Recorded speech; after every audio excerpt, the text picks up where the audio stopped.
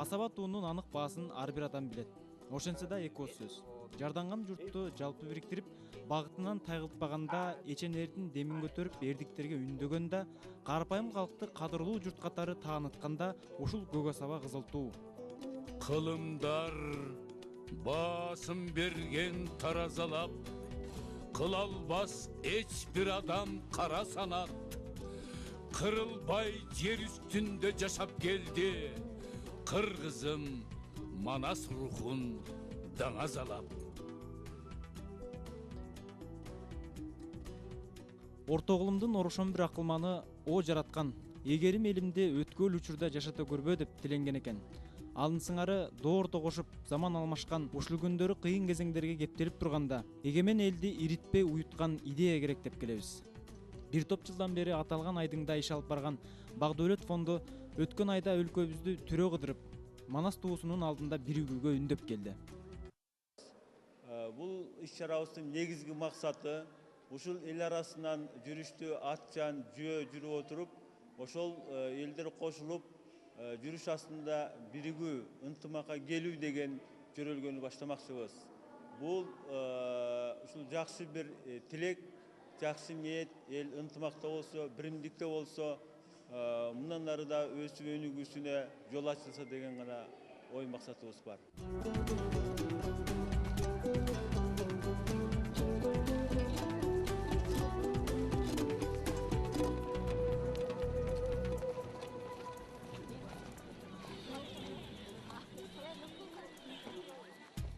Элибиздин касиети сактап келген ушу Манас атанын касиетин колдоп, ушу касиетти туу тутуп элибиздин Манас атанын ураанын чакырып, ушу Манас атабыздын туусун көтөрүп, элибизге жакшы жөрөлгө баштап, ушу бир туунун алдында кыргыз эли бөлүнүп, жарынбай, биримдикте бололу деген ушундай идея менен ушул жүрүштү баштап атат. Бул Багдөлөт коомдук фондунун уюштуруп аткан иш-чарасы да. Эми ошол иш-чараны эмне себептен Манас жеринде дегенде, бул Талас жеринде дегенде, бул Талас Манас атанын жери болгондуктан ушул ыйык жерден баштап атабыз. Бул жүрүш уланып отуруп бүт кыргыз жерин баарын камтыйт. Ар бир дубандан жигердүү атуулардын башы кошулуп, уюштуруучу топ түзүлүп, демилгечилер менен алгачкы жүрүштү 16 октябрда Таластан башташты. Алгач ата салты кылып, жакшы мал жаңгыралжы дегендей ай туяк чалынды. Кыргыздын салт экен, туу көтөрөрдө аксар башыл деп кан чыгарып, ошо кан чыгаргандан кийин анан тууну көтөрүп, ошону атчан жигиттер ошо тууну көтөрүп, анан Манас ордого чейин бастырып, ошо жүрүш уюштуруп атабыз да. Жарданган эл жакшы тилекке кошулуп жатты. Уюштуруучулар чогулган элге чоо жайды түшүндүрүштү. Каалаган элдер ошо кайсы жерде өтүп атса, ошол жергиликтүү элдердин өзүнүн баягы ушу жүрүшкө кошулдум деген ырымы, ошо ырым үчүн болсо дагы бир 100 кадам болобу, бир чакырым болобу ошо жүрүшкө катышып басып кеткени, бул ошо биз ойлойбуз, ошо биздин астыбызга койгон максатыбызга жетебиз деген бир үмүт бар да.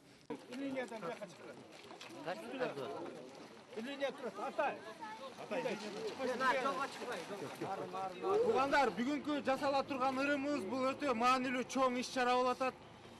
Мына биз жакшы аруу тилек менен келип ушу Манас атабыздын жердеген, ушу Манас атабыздын кичи мекенинен баштайлы деп ырым кармап, мына азыр кан чыгарылып, Куран окулду.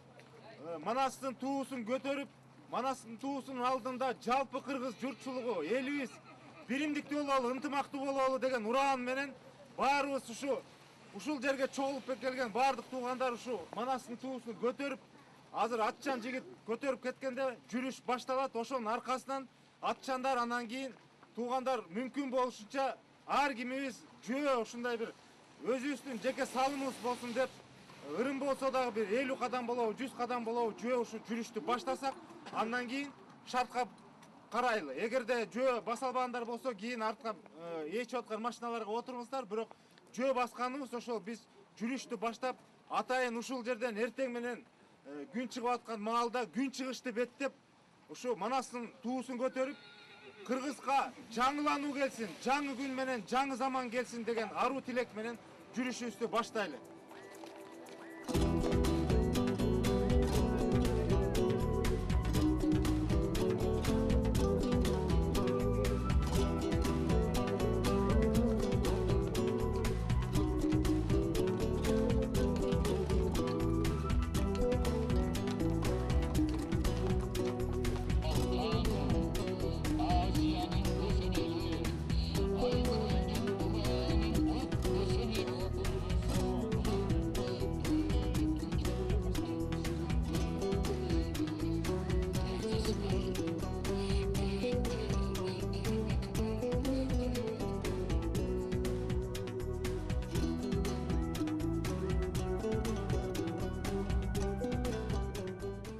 Манас туусун көтөрүп улуу жүрүш Талас шаарын аралап Манас ордого кирип келди. Түзүлгөн эрежеге ылайык ал жердеги элге жүрүштүн максаты, асаба туунун мааниси чечмеленди. Бул туунун көтөрүлүшү, жүрүштүн жасалышы негизги максаты бирөө эле. Ал мына бүгүнкү күндө кыйын кезеңде турган кыргыз элине, кыйналып турган кыргыз элине керектүү болгон ынтымакка чакыруу, биригүү, бир туунун алдында бир буштумга биригип, жалпы кыргыз эли келечекке жакшы үмүт менен кадам силтеп, жакшы турмушка, жакшы жашоого аттануу дегендин дагы бир жөрөлгөсү деп түшүнсөк болот туугандар. Туу боюнча бир маалымат айтып коеюн. Туудун ногу кармап турган жыгачы туу деп аталат экен.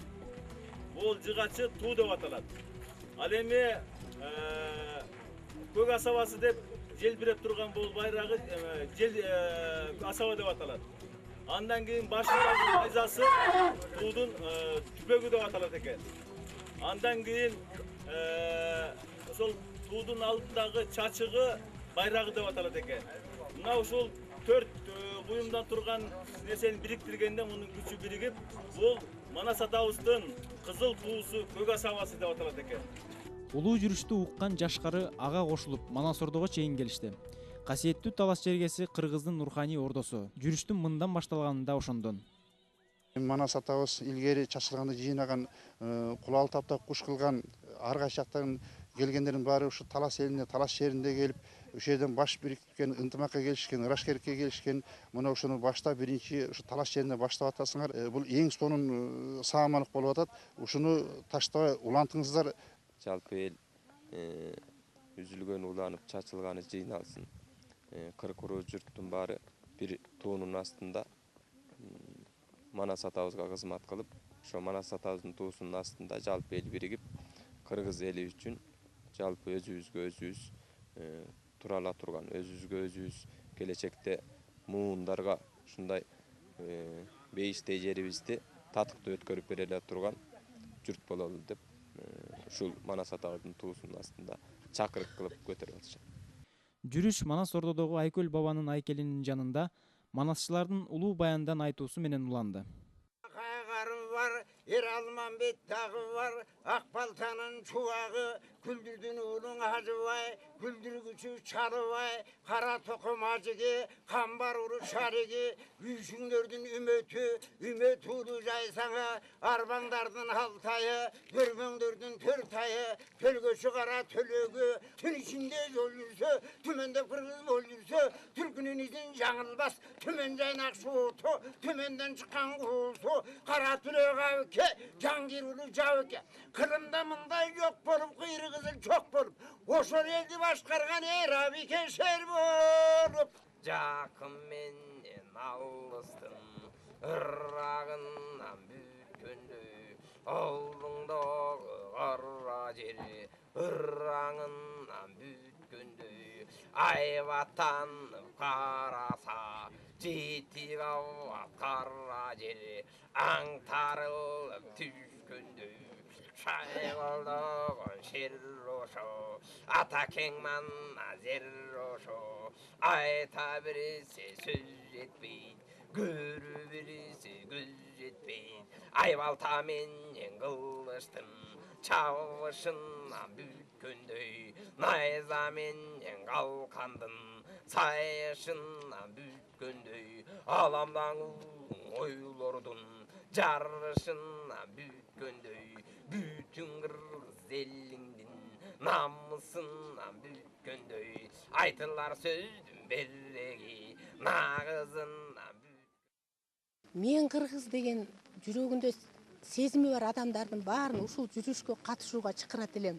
Себеп дегенде бул биздин келечегибиз. Кыргыздар мына азыр ушунчалык акыбалга жетип, ушундай өзүбүздүн баалуулуктарыбызды баалабай калган учурга келип калган кезде, мен ушу кыргыз элин кайрадан өз баалуулуктарыбызды көтөрүп, өзүбүздүн касиетибизди ыйык тутуп, өзүбүздүн ар намысыбызды бийик кармап, куру сөзгө алдырбай, чындык иш менен алдыга жылсак деген үмүтүбүз менен ушу кыргыз элин биримдикке чакырар элем. Омин. Биримдик, теңдик, ыраатсыз. Керемет үн сөз кыраатсыз. Өкүмүн гүлдөп өнүкпөйт. Өрнөксүз эл журт жөнүкпөйт. Башчысы болбой марыбайт. Башаламан жарыбайт. Тирүү болсок баарыбыз. Экенди сүйүп ар үчүн, тарыхта калып бар үчүн. Бакубат өмүр сүрүүгө көкө саба туу менен ушул туу астына жыйылып, теңирге гана сыйынып, хан ордодо бололук, хан сапарда бололук, ала тоого тололук деп Олия Данышман Бакай атабыздын атасы Бай атанын айткан ушул кересин бүгүнкү күндө урпактарга бир намыс үчүн тумар болсо экен деп ырымдап, ушул бак дөөлөтүбүз ушу туу менен көтөрүлүп жети дуанга жайылсын, кызылдарсын баарыбыз. Кыргыз элдин биримдиги болсун, ушул туунун жанына биригейли. Туунун жанына улук касиетти көктөн тиленейлик анда, жалпы журттун жакшылыгына байлансын дейли, байланыштан көкө теңир элине жакшылыкты куттуп берсин дейли. Манас туусун көтөргөн улуу жүрүш дабан ашып, дала элди батырган Сары Өзөн чүйдө уланды. 18 октябрда Кара Балта, Беловодск айылдарын басып өтүп, 19 октябрда Токмокко келип токтоду. 2 күндүк көргүүдөн кийин кыргыз беремети болгон Ысык көлгө кирип барды.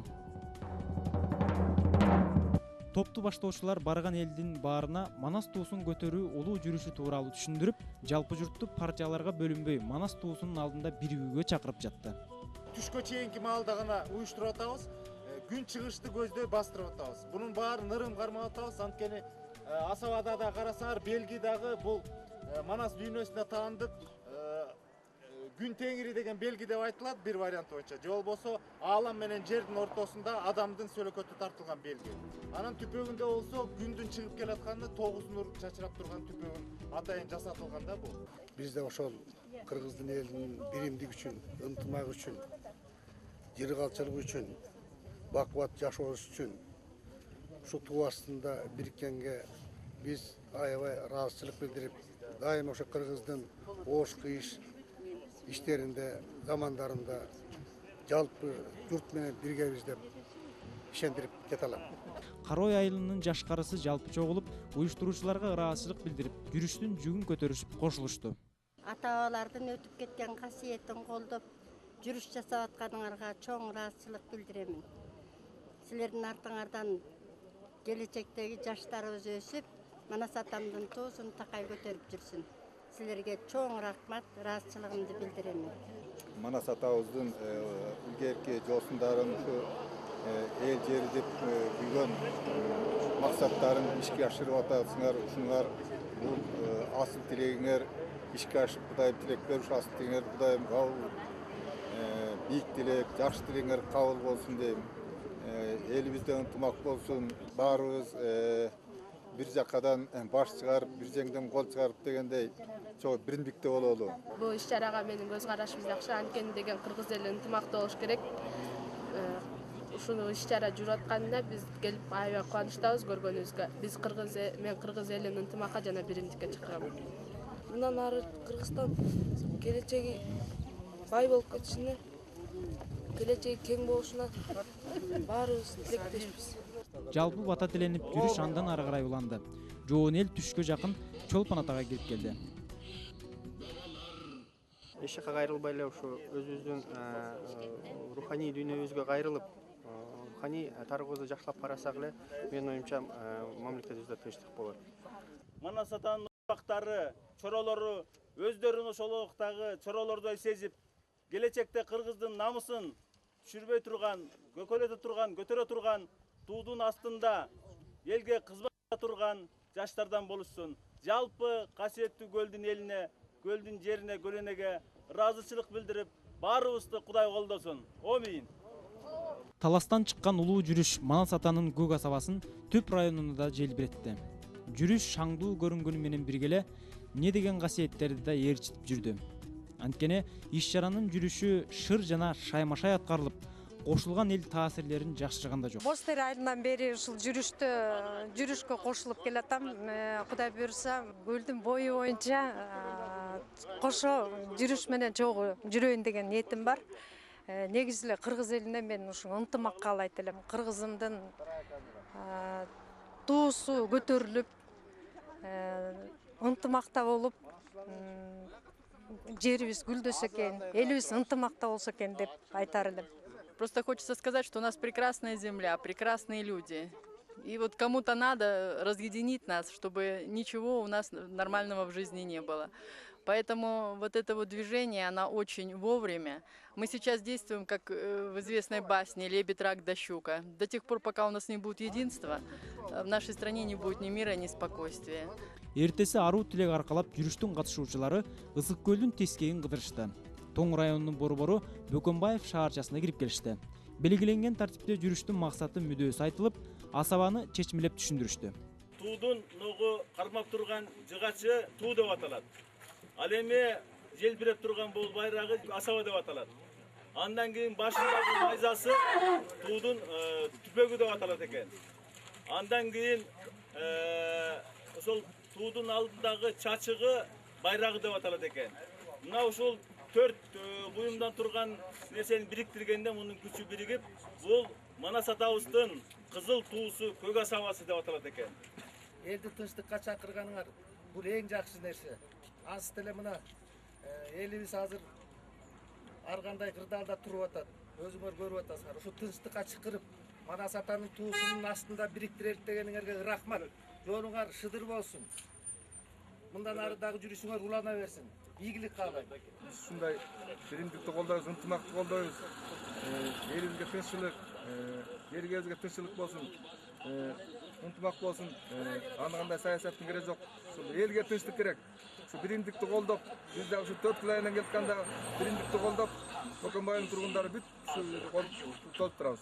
Таластан Манас ордодон чыгып, Манастын арбагын сыйлап, бүткүл кыргыз элин урууга бөлүнбөй, биримдикке, бир туугандыкка, ынтымакка чакыруу иретинде кыдырып келип, Барскондук туугандар менен болон жолугушуусун кубаттаймын. Барскондук туугандардын ынтымакта болуп, жалпы эл ынтымагын, бүткүл кыргыз элинин ынтымагына кошуп берүүсүнө мен тилектештигимди билдиремин. Ынтымак, ынтымак, жана ынтымак.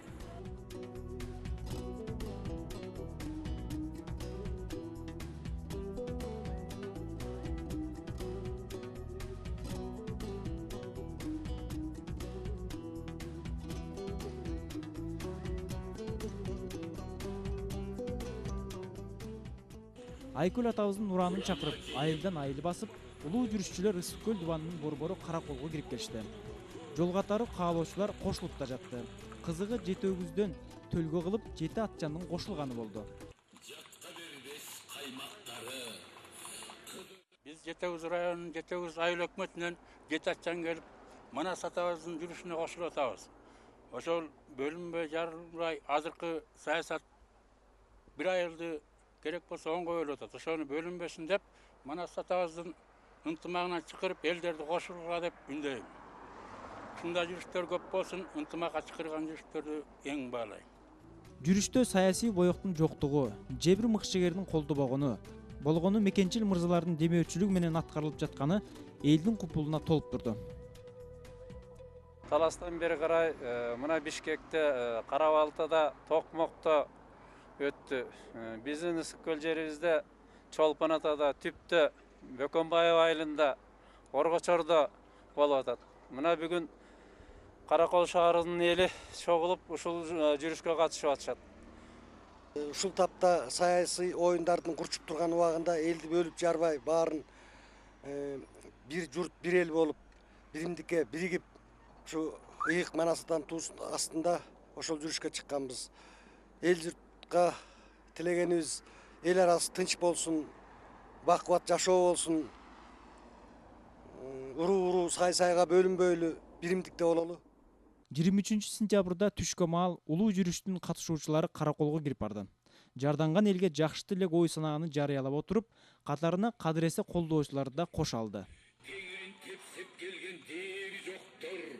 Акындар акты сүйлөп эл дойготкон, Арыстанбек, телевизордон жүрүш башталганын, анан баардык жерде элдер туура кабыл алып, ушул ар бир кыргыз аркылуу мен кыргызмын деген адамдар сыймыктан менен ушул жортууга, ушул жүрүшкө кошулуп жатканына сыймыктанып биз дагы кошулдук. Бата алыш үчүн кошулдук. Бата алыш үчүн. Бул жүрүштүн максаты эмне экен? Элди ынтымакка чакыруу. Көптү көргөн көсөм карыялар ынтымак биримдиктин шамын жаккан мындай жүрүштүн уюштуруучуларын ак калпак кийгизип сыйлап, жер бейиши Жалал Абадка узатышты. Бакаята болуп, эл ичинде жүрүңүз. Кудайым жакшылык берсин. Алдарыңыз менен бактылуу болуп, эл ичинде. Рахмат. Бакты таалай болсун. Башыңа вакыт болуп, ушул баш кийимде аппак жүрөгүң болсун. Рахмат.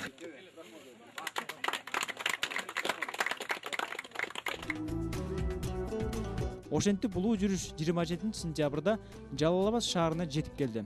Шаардык жетекчиликтин колдоосунда Добулбас суудун айлар менен жүрүштү шаңдуу косуп алды.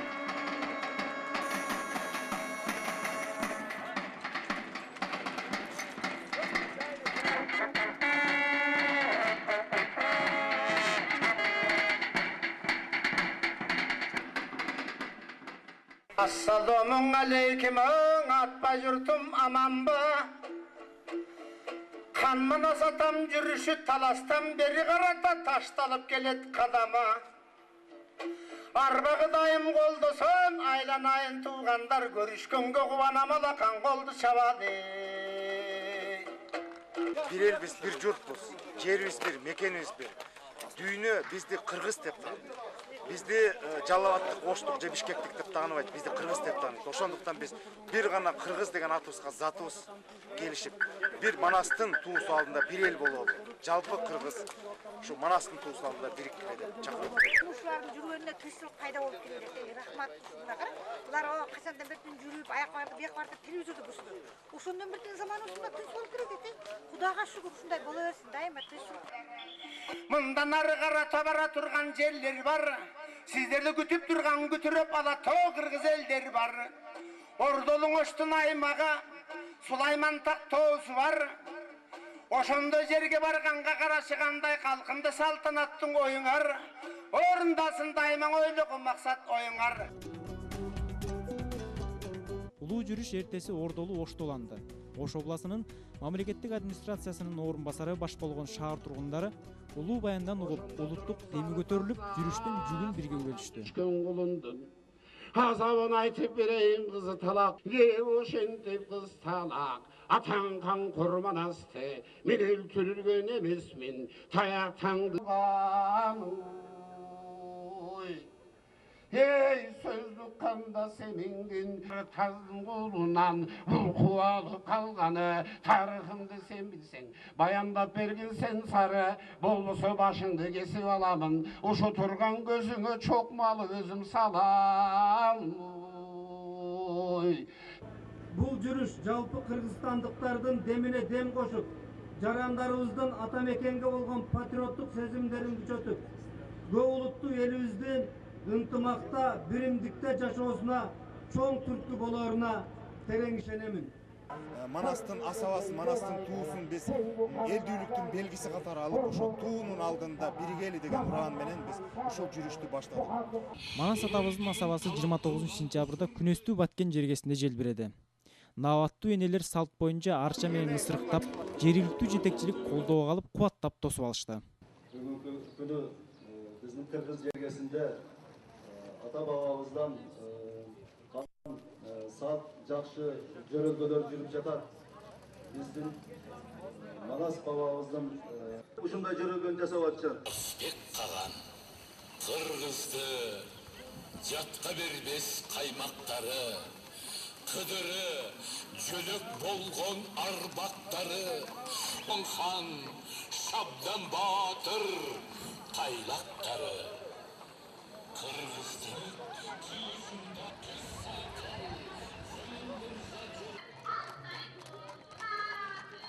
Аркачан ага болсун чын жора, аты болсун кошу жора, кыдыра кыры. Тилектештер улуу жүрүшкө кошулуп, Баткен шаарынын борборунда жайгашкан 40 чорого арналып тургузулган айкелдердин алдына барышты.